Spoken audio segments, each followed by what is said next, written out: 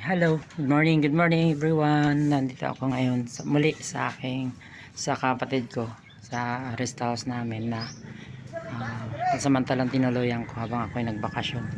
Ako lang naman mag-isa at wala naman ako masyadong pinukusan kundi ito lang lugar na to at nililinis ko. Naglilinis ako dyan para sa taniman. Yan sa baba, yan, unti-unti ko na meron na siya dyan mga fertilizer kasi daming fertilizer dyan, nagkalat lang yung mga dumi ng kambing at saka baka. So yung lugar na yan pwede yan taniman ng mga gulay. So bago siguro ako makaalis mataniman ko yan, pero kahit di ko mataniman basta ma-form ko lang yung plot dyan at iwan ko na lang sa aking kuya para siya na yung magtuloy-tuloy ng pagtatanim yung nagmamanage kasi siya rin yung mga nag-aalaga ng mga hayop namin dito. So ngayon makikita nyo dyan, actually bawal nga po magsunog pero hindi ko lang alam kung may ordinance na sila dito na or meron na silang garbage collection kasi sabi ng kapatid ko iipunin ng mga garbage sa plastic bag. So siguro ngayon mag-iipon ako mamaya pagdating ng garbage bag. Pero yung mga kaalat dyan sa likod inunti-unti ko kasi makalat talaga. So at saka kailangan naman na talaga dito na magkaroon ng pausok kasi yung bahay namin, bahay ng kapatid ko, itong tinitirhan ko ngayon ay unti-unting nabubulok kasi ganun po ang bahay na made of wood. Nagkaroon po siya ng mga bulok, nagkakaroon ng sira sa mga kahoy niya kasi pag hindi po yan nalilinisan, pag hindi po ito nalinisan, napausukan, nasisira po kasi wala pong tao dito. Nagkaroon ng punta tao tapos aalis. Ganun lang ang routine dito sa nag-manage ng farm ang kuya ko. Pagka pakain ng mga hayop, aakyat lang dito tapos pakain o magpahinga tapos alis na naman kasi maghapon siyang naghahanda sa mga pagkain ng hayop. So dito kalat din to pero nilinis ko kasi sayang yung lugar, napakaganda. Dito kami nagduduyan, may dala kang duyan dito at pahangin, mapresko po dito, mahangin po.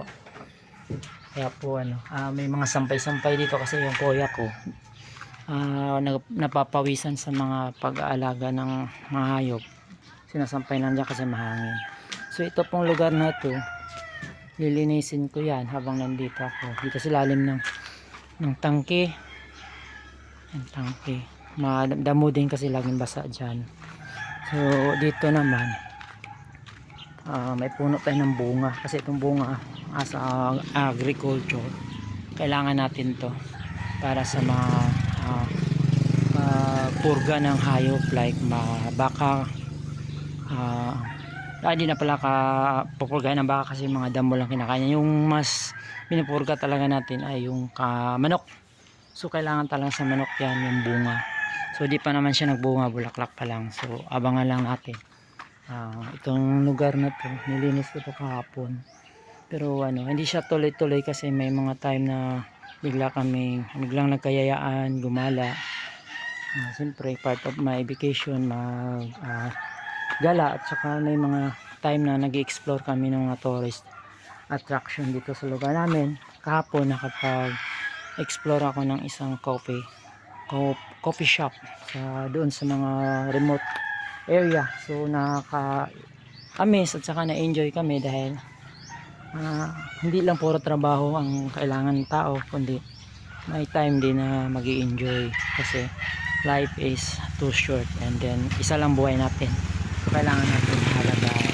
So ngayon dahil nga umaga pagkagising ko naglilinis ako pero pagka matindi na yung init kasi sobra init po dito sa Cebu, maliligo ako. Pagkakaligo ko magsuot na ako ng protective like jacket and buta kung kailangan So dito naman, hindi naman dito masyadong kailangan ng butas, so siguro tsinelas lang ako. Itong area na to, lilinisin ko to kasi madamo na. So sayang yung space. Yan ang ano namin. Yan ang rest house. Yan, napakatibay niya kahit nadaanan niya ng signal number 3, buo pa rin yan. Mga kisame lang yung nababakbak. So ang secret po dyan kung bakit yan matibay, dahil yung mga kahoy na ginamit yan sa bubong, may natanggal kasi dyan na ano, kisame, nakita ko sobrang dami ng kahoy. Kaya pala nung nag-harvest ako ng kahoy, kinulang pa dahil sa sobrang dami pala ng kahoy dyan sa bubong.